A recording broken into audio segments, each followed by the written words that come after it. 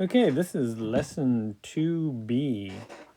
So lesson 2B, it's all about fractions written as ratios and rates, solving proportions and measurement conversions. Now, these four things that I have listed here are all in ratios and rates. That is in section 5.6 of the OpenStax Pre-Algebra textbook if you're using the online textbook for a resource. Not a bad idea. Where we have to be able to write a ratio as a fraction in simplest form. We've done that before, so that shouldn't be too difficult. Writing ratios to solve problems when the units are the same. We'll take a look at those. And then when their units are different, and then writing them as a unit rate to make comparisons. All fun stuff. So at the beginning, now these ratios here don't look like regular fractions that we're used to, because we have decimals and mixed numbers in fractions. That makes it more difficult. So when we write a ratio in simplest form, we really do want to have whole number ratios. That's the best. And then when we talk about unit rates, what we really want to have is a ratio where the denominator is 1. But let's get our whole number rates here first and then reduce. Now, if you have decimals, like on problem A here, then we can do something to the top and the bottom of this fraction, this ratio, to eliminate the decimals. And we can multiply both of them by some power of 10. Multiplying by 10 moves the decimal point over one place. In the denominator, we have 2 decimal places we'd like to move the decimal point over, so we're going to multiply by 100. So we can multiply by 100. And 0.8 times 100 would be 80. And 0.05 times 100 would just be 5. Then we could reduce that. Now, I know 80 is divisible by 5, 16 times. But I don't want to just write 16 because I want to write it as a ratio. So I'm going to write it as 16 to 1. Okay? Now on B, we have another decimal problem, but it's not written as a fraction, but we handle it the same way. 2.7 to 0.54 is just a ratio like the first one. It's just not written in fraction form. We do want to get rid of those decimals, so we are going to multiply both of these by 100 again because there's 2 decimal places here that I want to get rid of. So I'm going to multiply by 100. It's the same thing as moving the decimal point over 2 places, but we're going to do the multiplication. So that would be 270 to 54. Now this one reduces as well. We have to find a greatest common factor to reduce those. If you don't know the greatest common factor, if you just know a common factor and you're not sure the greatest one, that's okay. You might have to reduce it like in multiple steps. And I know that 9 is a number that divides into both of these. It's a common factor. So I'm going to divide by 9. And I might have to divide again. So that's going to be 30 because 27 divided by 9 is 3. So 270 divided by 9 is 30. And 54 divided by 9 is 6. So that also reduces by 6. So that's going to be 5 to 1. Okay. Now when you have a ratio of mixed numbers, we really need to turn those into either decimals or improper fractions. If the decimals are not repeating decimals, then use decimals, it's fine. If the decimals are repeating decimals, then use improper fractions. And since you know how to reduce a complex fraction, we can do that.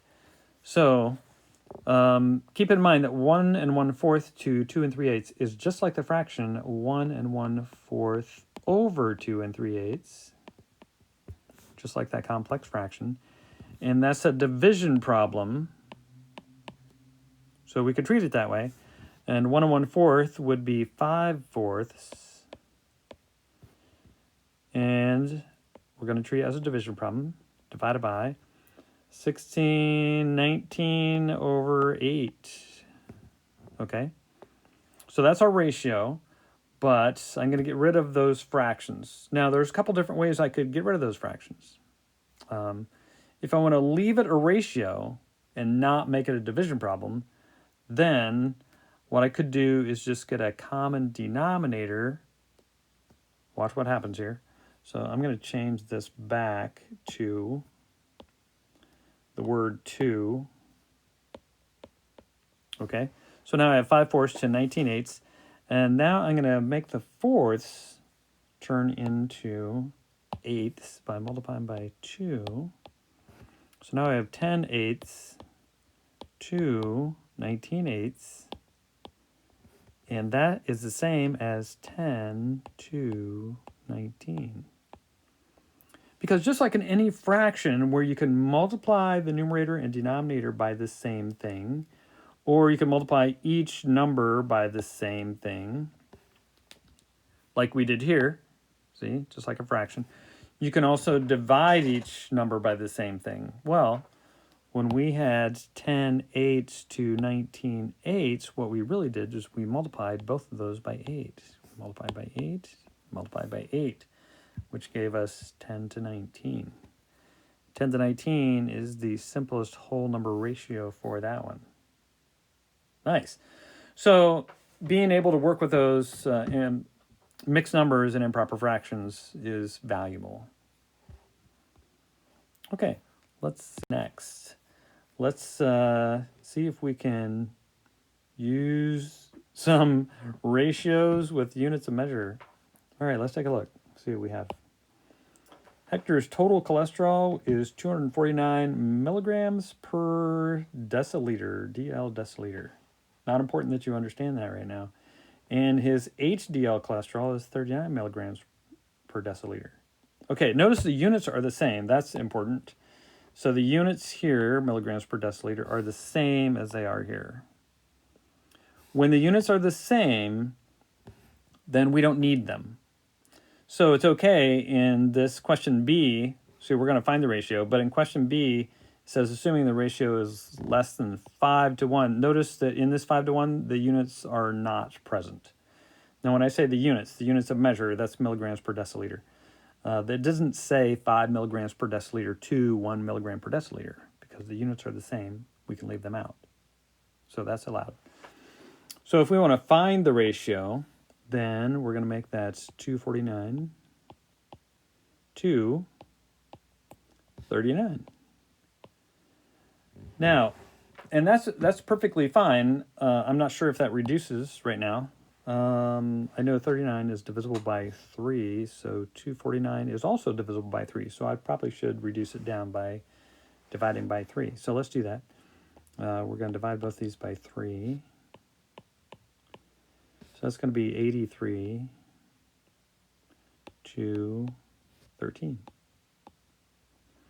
I'm pretty sure the 13 does not divide into 83, so I'm just going to leave it that way.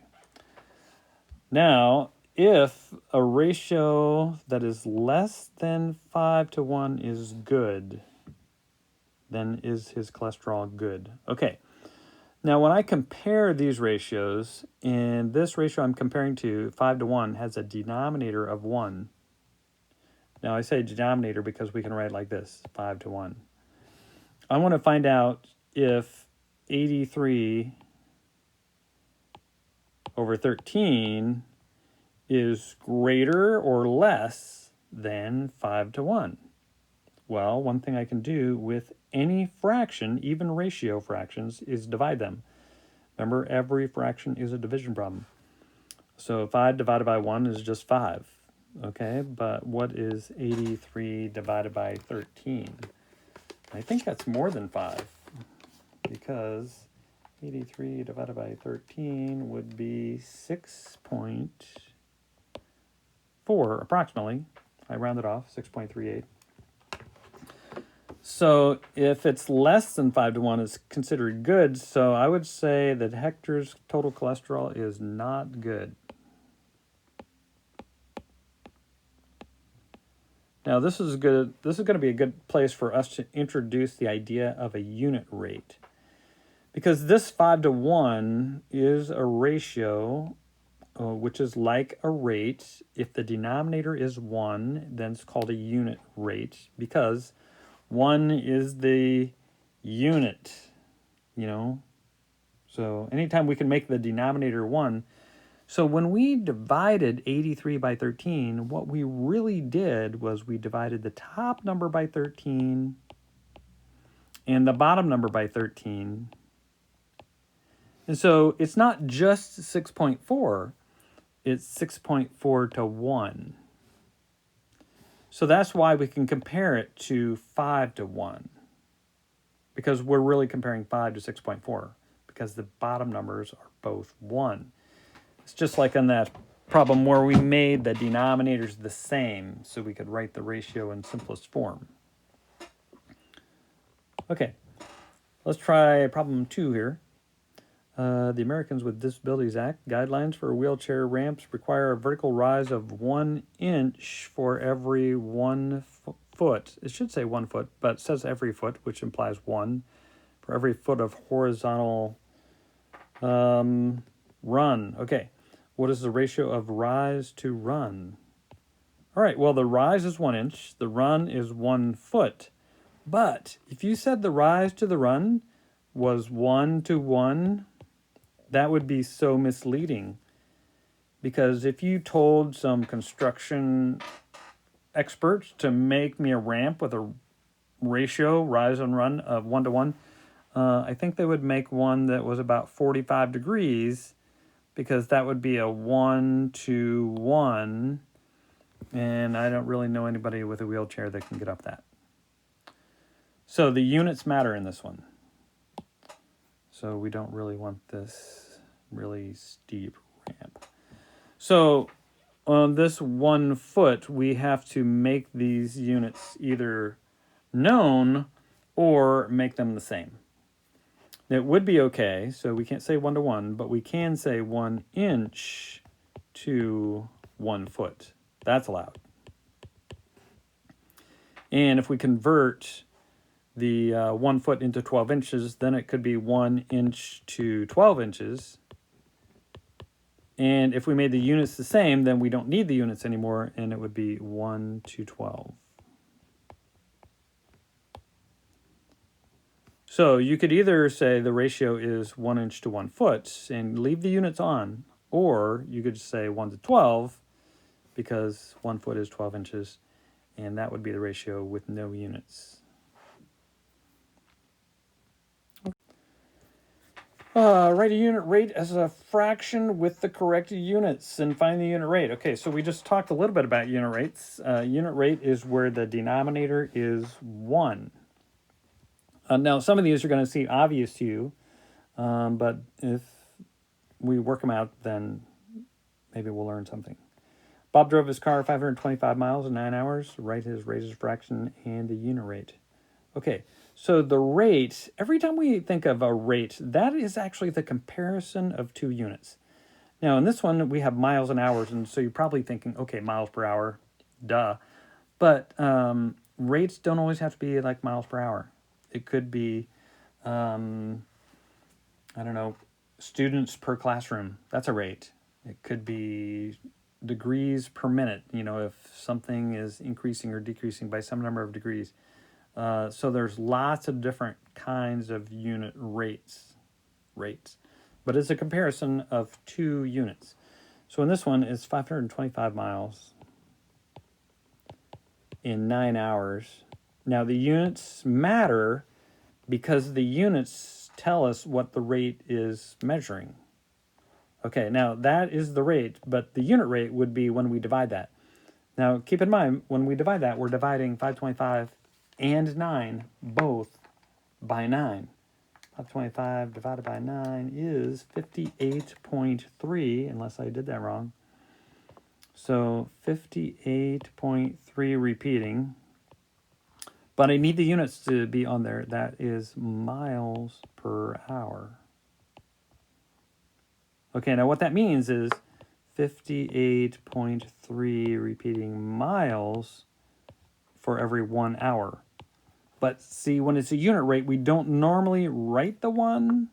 It's just understood to be a 1. When we say 58 miles per hour, we kind of understand that to be 58 miles for every 1 hour. We don't normally say the 1. We usually write it like this, and so that's our unit rate. but the units matter, because 58.3 miles per hour is not the same as 58.3 meters per second. The units matter. Okay. Anita was paid $384 last week for working 32 hours. What was her rate of pay? Okay, so normally we think of rate of pay as in dollars per hour. If you want to find dollars per hour, the per, that's your division. Okay, then division can be written like this.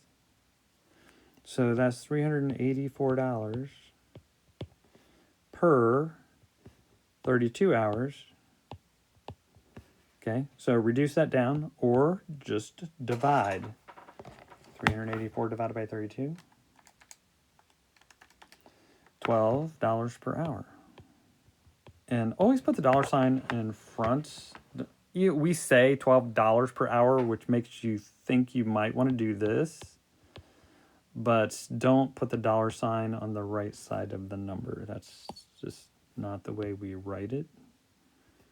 So even though we say dollars per hour, we have $12 per hour like this, or $12 per hour like that. Okay, so those are our unit rates. So we're going to write the rate as a fraction with the correct units and find the unit rate. Oh, so more of the same. More of the same. All right. So Al drove 321 miles using 12 gallons of gas. The car's mileage as the unit rate. So miles per gallon. If you want miles per gallon, that would be 321 miles divided by 12 gallons. And when you're done dividing that, you'll get the number of miles per gallon. I'm going to let you go ahead and divide that.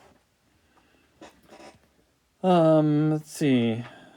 Kroger's had, they were selling 24 bottles of water for $3.99. What is the unit cost? Aha! Now, see, we get to a problem, and I knew this was going to happen, where we have choices. See, some things are kind of understood to go a certain way. Like if you're earning money, like dollars per hour. If you're going fast in a car, it's like miles per hour. If your car is using gasoline, it's like miles per gallon. But Kroger is selling 24 bottles of water for $3.99. Do you want to know how many bottles per dollar, or do you want to know how many dollars per bottle? Which one makes more sense to you? How many bottles per dollar or how many dollars per bottle? Both would be correct because they're both unit rates. Now, this one does say unit cost. So unit cost implies that we want to know how many dollars. And since it's unit cost, we want to know how many dollars. That would be dollars per bottle. So we really want that one, but it would not be wrong if I just said find the unit rate if you found bottles per dollar. But we're going to do dollars per bottle. So that's $3.99 for 24 bottles. And then we're going to divide that. Now, it's likely that this is going to be a decimal, which is okay because it's money. But money decimals should only go to the nearest hundredth. So 3.99 divided by 24. I got this. 0.16625. Now, that is dollars per bottle. And it's not wrong to write all that, especially if you happen to be, let's say, a Kroger company, and you're not just ordering one bottle of water or one case of water. You're ordering, let's say, 10,000 cases of water. Because all those decimals will make a difference if you multiply this by 10,000.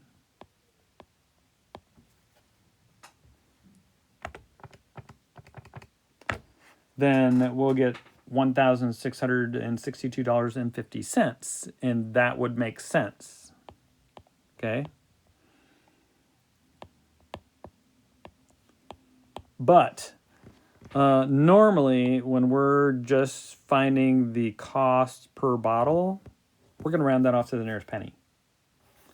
So for us, since we're not Kroger's and a big corporation and we're not ordering 10,000 bottles, we're going to round that off to 17 cents.